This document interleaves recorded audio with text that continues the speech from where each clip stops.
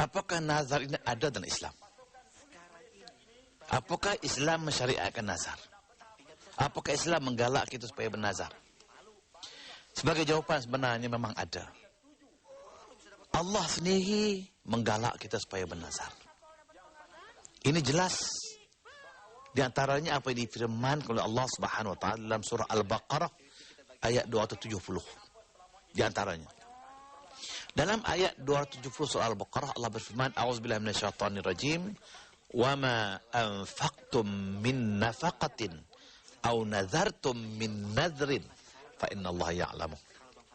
Yang bermaksud, apa jua yang kamu belanjakan daripada sedekah dan sebab atau infak, atau apa juga yang kamu nazarkan di antara jenis-jenis nazar, sesungguhnya Allah amat mengetahui.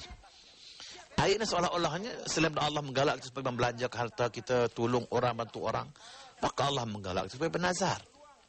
Artinya supaya kita melakukan benar-benar sesuatu benda untuk kebaikan. Ini menunjukkan bahawa Islam menggalak kita bernazar. Baik, tapi silap kitanya, karena kita tidak begitu mendalami sesuatu nazar, kita tidak halusi pembicaraan ulama dalam hukum-hukum nazar, maka kita pun bernazarlah. Tetapi kadang-kadang apa itu nazar itu? Contohnya hari ini di kalangan masyarakat Melayu kita, orang Melayu kita bila bernazar, pisang emas bawa ke masjid. Sebab itu terlihat pada hari Jumaat di masjid tu banyak pisang. Seolah-olahnya Islam suruh kita bernazar bawa pisang, lain tak boleh. Ini kesilapan kita. Bila kita nak bernazar tak mesti pisang. Bodoyan boleh, tapi tak pernah bawa bodoyan pergi masjid kena tunai nazar. Tapi yang menjadi lumrah kita ialah pisang, pisang emas. Sebenarnya kalau terlihat lagi banyak amalan-amalan kalangan masyarakat Melayu, di antara nazar yang mereka lakukan kadang-kadang bagi saya tak begitu sesuai. Contohnya, ada orang bernazar untuk melakukan sesuatu yang membayar. Saya kalau begini-begini nak terjun tempat tinggi.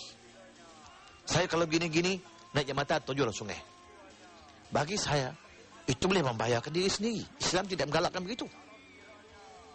Apa yang Islam sebut, kalau tidak menazar, walaupun Allah tak sebut bentuk nazarnya, tetapi ulama-ulama menyebutkan. Sebaik-baik kalau kita nak bernazar, sebaik-baik perkara untuk mendapat keridhaan Allah Subhanahu wa taala, dua perkara. Yang pertama ialah bernazar dengan puasa, yang kedua bernazar dengan i'tikaf. Puasa, i'tikaf. Bukan puasa Ramadan. Tapi kalau puasa Ramadan itu tidak nambahkan nazar, sebab dia memang wajib. Jangan pula seorang manusia yang tak pernah puasa, tiba-tiba dia kata, saya kalau naik pangkat Ramadan akan datang saya nak puasa. Itu tidak sebab kalau dia tak nazar puasa Ramadan itu wajib dia puasa. Tapi puasa yang dimaksud ulama sini ialah puasa lain daripada Ramadan. Baik. Saya kata kalau saya begini, maka atas diri saya puasa. Itu pun ulama menjelaskan. Sebaik-baiknya jangan sebut berapa hari, jangan sebut bila, jangan sebut di mana. 3 perkara tu. Kalau tak nazar dengan nak puasa ataupun kita nak i'tikaf, jangan sebut bila, berapa lama, di mana. Kalau saya bernazar cakap saya nak puasa, cukup. Bila tertunai nazar kita, saya puasa boleh sehari, saya nak boleh 2 hari, boleh 3 hari terpulang. Tapi kalau saya sebut, saya kalau gini-gini nak puasa awal bulan depan, disebut awal bulan depan.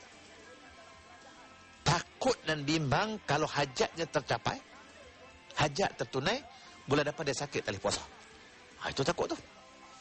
Maka sebab itu jangan sebut bila, jangan sebut di mana, jangan sebut berapa lama. Sama juga kalau saya kata, saya niat kalau saya begini-begini, saya nak i'tikaf. Saya tak sebut bila, saya tak sebut di mana, saya tak sebut berapa lama. Kalau tertunai hajat saya boleh i'tikaf bila-bila, di mana-mana. Tapi kalau tersebut, ini pernah berlaku. Bagaimana seorang hamba Allah, dia tanya saya, dia kata, saya kalau gini-gini, saya nak sembahyang sunat di Masjid Negara sebanyak 3 hari turut-turut. Di Masjid Negara 3 hari turut-turut. Ditakdirkan lepas dia naik pangkat, terus dipindah ke negeri lain. Jauh. Macam mana tunai nazar? Saya tak mesti kena balik. Mesti kena balik Kuala Lumpur, pergi Masjid Negara, semayang 3 hari turut-turut. Maka sebab itu ulama kata, jangan sebut bila, di mana, berapa lama. Baik. Muslimin muslimat yang dirahmati Allah, kadang-kadang kita ni silap. Kita banyak bernazar lepas niat kita tempat-tempat bukan kepada Allah. Kita gunakan tempat-tempat keramat dan berbagai lagi untuk kita nak, kalau lah gini, saya akan gini. Bukan pada keramat kita nak minta. Bukan pada tempat yang anggap pokok tak nak minta. Minta pada Allah. Niat kepada Allah. Ya Allah Tuhanku, kalau gini-gini aku nak gini-gini. Maka itu dikatakan nazar. Dan bila mana kita nak bernazar, hendaklah nazar kita itu, yang pertama sekali, sebut tadi. Yang pertama sekali, jangan bernazar pada perkara-perkara yang sememangnya wajib. Dan yang kedua, jangan bernazar pada perkara-perkara yang membawa maksiat, membawa kejahatan, kemungkaran. Kerana itu adalah dianggap salah, tidak boleh buat. Bila mana kita bernazar, itu tidak dinamakan nazar dan tidak perlu kita lakukan. InsyaAllah kita akan huraikan lagi bagaimana kalau orang bernazar, dia tidak boleh lakukan, pun disebabkan sakit ke, ataupun kadang-kadang tak boleh dia buat. InsyaAllah kita akan huraikan selepas ini nanti, insyaAllah. Bertemu lagi. Di dalam kita meniti usia, tentulah penuh dengan pancaroba. Juga merupakan amalan yang biasa dan lumrah di kalangan masyarakat Melayu yang seringkali bernazar. Silap sikit bernazar. Sebab kadang-kadang pelik dengan bernazar itu. Buat benda-benda yang rasa kita nazarlah benda baik sikit. Baik. Persoalan sekarang ini, ada orang tanya saya, bila seseorang bernazar, tiba-tiba nazarnya tertunai, apakah dia mesti menyegerakan tunai nazarnya atau boleh tangguhkan? Kalau ini persoalannya, ingin saya jelaskan bahawa di awal tadi sebelum ini saya sebut, kita bila nak bernazar, jangan sebut bila kita nak lakukan. Jangan sebut bila, jangan sebut di mana. Dan kalau boleh, jangan kita bernazar sesuatu yang boleh menyusahkan kita. Contohnya saya, kalau gini, nak pergi Mekah. Apakah ada kemampuan kita? Takut-takut bila mana hajat kita tertunai, nazar tertunai, duit tak ada. Gaji 500 sebulan. Saving pun tak ada. Macam mana ke Mekah? Maka sebab itulah, nazar, jangan kita menyusahkan diri kita. Dan bila mana kita ada nazar, sebaik-baiknya puasa dan iktikaf. Dan bila kita nak puasa, jangan sebut bila. Jangan sebut bila. Saya kalau gini, saya nak puasa. Ataupun atas diri saya, puasa. Saya tak kata berapa hari. Saya tak kata bila. Saya tak kata di mana. Bila saya tak kata bila saya boleh puasa. Kalau nazar saya tertunai, hajat saya tertunai, besok saya senang, saya boleh puasa. Tak senang, bulan depan saya boleh puasa. Maka sebab itulah saya ingatkan muslimin, muslimat yang dirahmati Allah, jangan kita kata, saya kalau gini-gini, saya nak pergi puasa di Mekah. Nak pergi puasa di Mekah itu. Maka sebab itulah, bila mana kita bernazar, berarti kita telah mewajibkan kata diri kita, sesuatu yang ternazarkan.